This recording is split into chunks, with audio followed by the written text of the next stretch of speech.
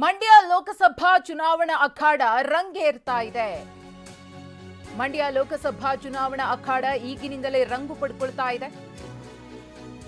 Mandya ಉಳಿಸಿಕೊಳ್ಳೋದಕ್ಕೆ BJP ನಾಯಕರು ಒತ್ತಾಯವನ್ನ ಮಾಡ್ತಿದ್ದಾರೆ. ಒತ್ತಡ ಹೆಚ್ಚಾಗ್ತಾ ಇದೆ. ಟಿಕೆಟ್ ಹಂಚಿಕೆ ಕುರಿತು ಬಿಜೆಪಿಯ ಮಹತ್ವದ ಸಭೆ. ಪಾಂಡವಪುರದಲ್ಲಿ ಜಿಲ್ಲಾ ಬಿಜೆಪಿ ಕಾರ್ಯಕಾರಿಣಿ ಸಭೆ. ಬಿಜೆಪಿ ನಾಯಕರು ಪದಾಧಿಕಾರಿಗಳು ಸಭೆಯಲ್ಲಿ ಭಾಗಿಯಾಗಿದ್ದಾರೆ. ಜೆಡಿಎಸ್ಗೆ ಬಿಟ್ಟುಕೊಡದಂತೆ ಬಹುತೇಕರು ಅಭಿಪ್ರಾಯವನ್ನು ವ್ಯಕ್ತಪಡಿಸಿದ್ದಾರೆ. ಸಭೆಯಲ್ಲಿ ಮಂಡ್ಯದಲ್ಲಿ ಬಿಜೆಪಿ ಸ್ಪರ್ಧೆಗೆ ನಾಯಕರಿಂದ ಒತ್ತಡ ಹೆಚ್ಚಾಗ್ತಾ ಇದೆ. ರಾಜ್ಯ ನಾಯಕರ ಗಮನಕ್ಕೆ ತರುವುದಕ್ಕೆ ಈ ಸಭೆಯಲ್ಲಿ ತೀರ್ಮಾನವನ್ನು ಮಾಡಿಕೊಳ್ಳಲಾಗಿದೆ. ಕ್ಷೇತ್ರವನ್ನು ಉಳಿಸಿಕೊಳ್ಳುವಂತೆ ಕಾರ್ಯಕಾರಿಣಿ ಸಭೆ ನಿರ್ಧಾರ. ರಾಜ್ಯಾಧ್ಯಕ್ಷರ ಗಮನಕ್ಕೆ ತರ್ತೇನೆ ಅಂತ ಪ್ರೀತಂ ಗೌಡ ಕೂಡ ಹೇಳಿದ್ದಾರೆ.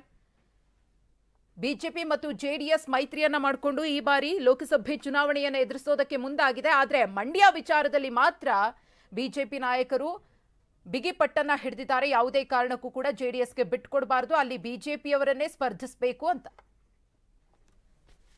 ಲೋಕಸಭಾ ಚುನಾವಣೆ ಸಂದರ್ಭದಲ್ಲಿ ನಮ್ಮ ಸ್ಥಳೀಯ ಪ್ರಾದೇಶಿಕ ಪಕ್ಷ ಆಗಿರುವಂಥ ಜಾತ್ಯತೀತ ಜನತಾದಳ NDAಗೆ ಸೇರ್ಪಡೆ ಆಗಬೇಕು ಅಂತೇಳಿ ಹೇಳಿ ಅಪೇಕ್ಷೆಯನ್ನು ವ್ಯಕ್ತಪಡಿಸಿ ಮತ್ತೊಮ್ಮೆ ನರೇಂದ್ರ ಮೋದಿಯವರು ಪ್ರಧಾನಿ ಆಗಬೇಕು ಅನ್ನೋ ಏಕೈಕ ಕಾರಣದಿಂದ ಇವತ್ತು ನಮ್ಮೊಟ್ಟಿಗೆ ಬಂದು ಒಂದು ಅಲಯನ್ಸನ್ನು ಮಾಡ್ಕೊಂಡಿದ್ದಾರೆ.